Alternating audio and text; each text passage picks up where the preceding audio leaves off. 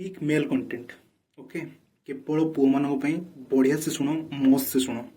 ତମ ପାଖରେ କିଛି ଥାଉ ବା ନଥାଉ ଦୁଇଟା ଜିନିଷ ତମ ପାଖରେ ରହିବାର ଅଛି। ଗୋଟେ ହେଉଛି ଭାଓଲେନ୍ସ, ଗୋଟେ ହେଉଛି ଇଗୋ।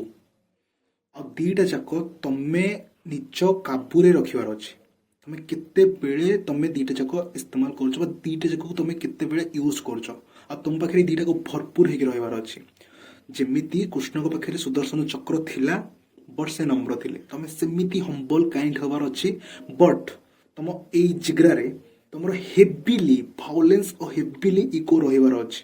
ଯେତେବେଳେ ବି ତମକୁ କିଏ ଡିସରେସ୍ପେକ୍ଟ କରେ, ଯେମିତି ତା ଗୋଡ଼ ଥରୁ କି ମୁଁ ଆକୁ ଡିସରେସ୍ପେକ୍ଟ କରିକି ଯାଉଛି ଯେ କି ଜୀବନଟା ଯାକ ବର୍ଷଟା ଯାକ ଗୋଟେ ଥର ବି ରାଗିନି, ସେ ଜାଣିବାର ଅଛି ତମର ଏଇ ରାଗ, ତମର ଏଇ ଭାଓଲେନ୍ସ ଯେତେବେଳେ ଷ୍ଟାର୍ଟ ହବ କିଛି ବି କରିପାରିବ। ଇଗୋ ବି ସେମିତିକି ରଖ।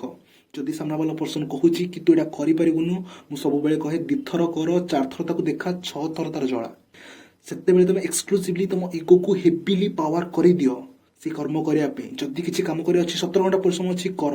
ନିଜ ଇଗୋକୁ ସେଇଠି ବୁଷ୍ଟ କର। ରାଗିବାର ଅଛି କାହା ଉପରେ, ଚିଲ୍ଲାଅନି, କିଛି କୁହନି, କର୍ମରେ କରିକି ଦେଖାଅ। ତାଠୁ 10 ଲେବୁଲ ଉପରକୁ ଯାଇକି ଦେଖାଅ, ତାକୁ ଗିଲ୍ଟି ଫିଲ୍ କରିକି ଦେଖାଅ। ଆଉ ଯଦି ତମକୁ କିଏ ଖରାପ ଟାଇମରେ ତମ ହାତ ଛାଡ଼ିଲା, ତମକୁ କିଛି କହିଲା, ତା ଖରାପ ଟାଇମରେ ତାକୁ ସାଥ ଦେଇକି ଦେଖାଅ, ତାକୁ ବଢ଼ିଆ ସେ ସପୋର୍ଟ କରିକି ଦେଖାଅ। That is called ego and violence. ତମ ଇଗୋ ଆଉ ଭାଇଲେନ୍ସକୁ ତମେ ୟୁଜ୍ କର ଭଲ କରିବା ପାଇଁ, ନିଜର ଭଲ କରିବା ପାଇଁ, ଅନ୍ୟମାନଙ୍କର ବି ଭଲ କରିବା ପାଇଁ।